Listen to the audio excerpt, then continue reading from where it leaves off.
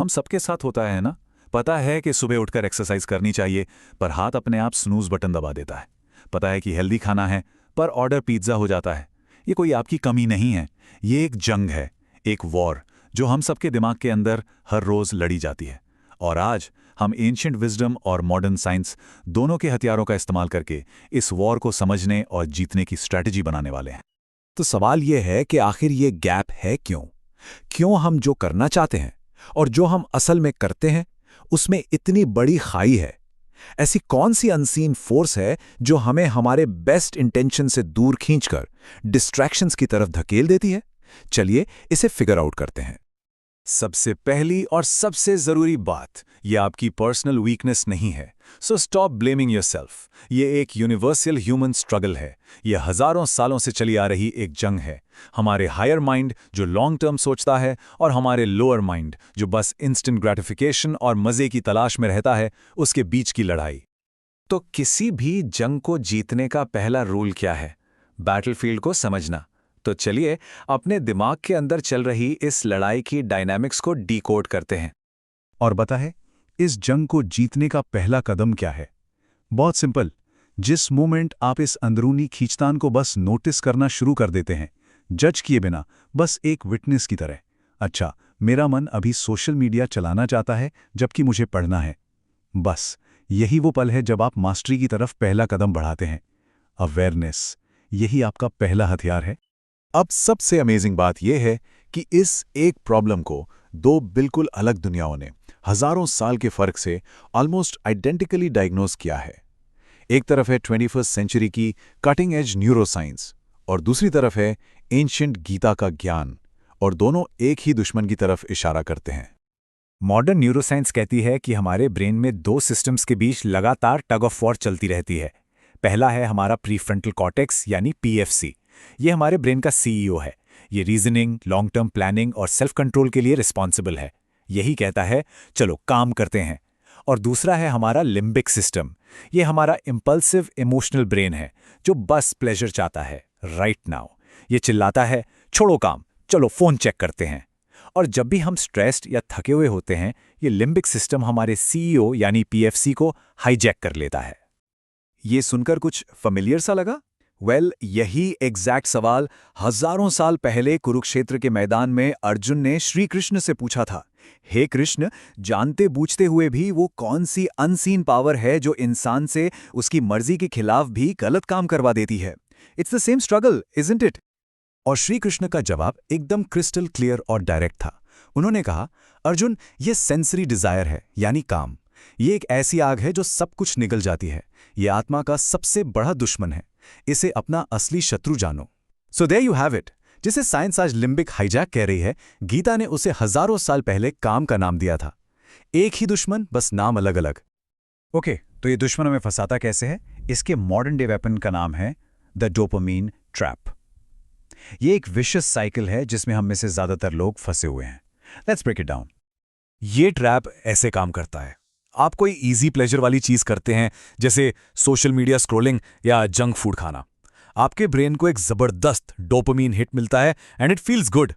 पर प्रॉब्लम यह है कि इस हाई के बाद आपका नॉर्मल डोपामाइन लेवल, जिसे बेसलाइन कहते हैं, वो पहले से भी नीचे गिर जाता है। अब जो जरूरी काम है, जैसे पढ़ना या एक्सरसाइज करना, वो और भी ज्यादा बोरिंग और पेनफुल लगता है। So what is the brain do? It demands another high dopamine hit, और हम एक एंडलेस लूप में फंस जाते हैं। And again it's mind blowing. Gita ने इस डाउनफॉल के साइकिल को हजारों साल पहले ही मैप आउट कर दिया था। सब कुछ एक सिंपल थॉट से शुरू होता है। उस थॉट से अटैचमेंट बन जाता है। अटैचमेंट से डिजायर यानी काम पैदा होता है। जब वो डिजायर पूरी नहीं होती तो एंगर यानी क्रोध आता है, और क्रोध से डिल्यूजन, इंसान की इंटेलिजेंस खत्म हो जाती है। ये बिल्कुल वही नेगेटिव लूप है जिसे साइंस आज एक्सप्लेन कर रही है। तो क्या हम इस ट्रैप में हमेशा के लिए फंसे रहेंगे? Is there no way out? Absolutely not. अब हम प्रॉब्लम से सॉल्यूशन की तरफ चलते हैं, क्योंकि साइंस ने ही हमें बताया है कि हम अपने ब्रेन की वायरिंग को, उसके ब्लूप्रिंट को बदल सकते हैं। और इस मैजिकल सॉल्यूशन का नाम है न्यूरोप्लास्टिसिटी। यह हमारे ब्रेन की एक डिवाइन गिफ्ट, एक सुपर पावर है। इसका एक सिंपल सा रूल है, neurons that fire together wire together. मतलब आप जिस काम को बार बार करते हैं, आपके ब्रेन सेल्स उस काम के लिए एक परमानेंट सुपर हाईवे बना लेते हैं। So every single act of discipline, हर बार जब आप डिस्ट्रैक्शन को ना और सही काम को हाँ कहते हैं, तो आप पुरानी गलत आदत के कनेक्शन को कमजोर करते हैं और सही आदत के लिए एक नया मजबूत न्यूरल पाथवे बनाते हैं। And this is the ancient manual for neuroplasticity. Shri Krishna यही तो कह रहे हैं। जब भी ये बेचैन मन भटके, उसे बार बार अगेन एंड अगेन खींचकर सेल्फ के कंट्रोल में वापस लाओ। हर बार जब आपका मन भटकता है और आप उसे वापस काम पर लगाते हैं, तो आप फेल नहीं हो रहे, आप अपने ब्रेन को रीवायर कर रहे हैं। Every single attempt is a rape that makes your will power muscle stronger. Okay, so theory समझ आ गई। ब्रेन को रीवायर किया जा सकता है, पर हाउ, प्रैक्टिकली कैसे करें? चलिए अब गीता के उन टाइमलेस सीक्रेट्स को अनलॉक करते हैं जो आज हमारे मॉडर्न माइंड्स को मास्टर करने में हेल्प करेंगे। जब अर्जुन ने कहा कि इस मन को कंट्रोल करना तो हवा तो पकड़ने जितना मुश्किल है, तब श्री कृष्ण ने उसे 2 शब्दों का एक मास्टर फॉर्मूला दिया। उन्होंने कहा, यह होगा अभ्यास यानी कंसिस्टेंट प्रैक्टिस से, और वैराग्य यानी वर्ल्डली डिजायर्स से डिटैचमेंट से। प्रैक्टिस एंड डिटैचमेंट, ये 2 मास्टर कीज हैं। और अब देखिए ये एंशिएंट कीज मॉडर्न साइंस के लॉक्स में कैसे परफेक्टली फिट होती हैं। गीता का अभ्यास ही तो मॉडर्न न्यूरोसाइंस का न्यूरोप्लास्टिक रेपिटेशन है। बार बार प्रैक्टिस करके ब्रेन के पाथवेज बदलना। वैराग्य यानी डिटैचमेंट बिल्कुल स्टिमुलस कंट्रोल जैसा है, अपने ट्रिगर्स के प्रति इमोशनल रिएक्शन को कम करना। और गीता की सत्व क्वालिटी यानी क्लैरिटी और बैलेंस, पीएफसी रेगुलेशन ही तो है, अपने ब्रेन के सीईओ को वापस पावर में लाना। It's the same truth, just in a different language.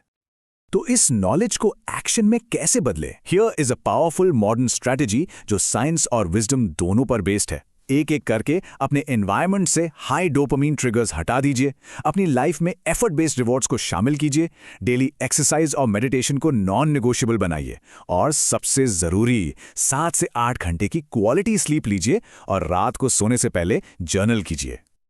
और इस पूरी लिस्ट में स्लीप आपका फाउंडेशन है। रिसर्च क्लियरली दिखाती है कि 6-6.5 घंटे से कम नींद लेने पर किसी भी बुरी आदत में वापस फिसलने यानी रिलैप्स के चांसेस 30 से 40% बढ़ जाते हैं। स्लीप डेप्रिवेशन आपके ब्रेन के सीईओ यानी पीएफसी को कमजोर कर देती है और इंपल्सिव लिम्बिक सिस्टम को पावर दे देती है। So fix your sleep first, everything else depends on it. और अब हम आते हैं सबसे बड़े मेंटल शिफ्ट पर। यह जंग अपने मन के खिलाफ नहीं है, ये अपने मन को जीतने की है, ताकि वो आपका दुश्मन नहीं बल्कि इस दुनिया में आपका सबसे पावरफुल दोस्त, आपका सबसे बड़ा एलाय बन सके। गीता का ये श्लोक इस पूरी बात को ब्यूटिफुली सम अप करता है। इंसान को चाहिए कि वो अपने मन से अपना उद्धार करे, अपना पतन ना करे, क्योंकि मन ही आत्मा का मित्र है और मन ही आत्मा का शत्रु है। The choice ultimately is ours. तो याद रखिए, आपका मन ही वो बैटलफील्ड है, वो कुरुक्षेत्र, और आपकी अवेयरनेस, आपकी कॉन्शियसनेस आपकी तलवार है। जिसके पास तलवार है वो लड़ाई से भागता नहीं है, वो लड़ाई को कंट्रोल करता है। और इस लड़ाई में जब भी आप गिरें तो निराश मत होना, क्योंकि हर बार जब आप गिरने के बाद वापस उठते हैं तो आप जीरो से शुरू नहीं कर रहे होते। आप अपने ब्रेन के सर्किट्स को, अपनी विल पावर को पहले से ज्यादा मजबूत बना रहे होते हैं। Remember this, you are not restarting, you are rewiring. और आखिर में इस एक सच को हमेशा याद रखना, आप ये मन नहीं हैं, आप इसके उठने वाली इंपल्सेस भी नहीं हैं।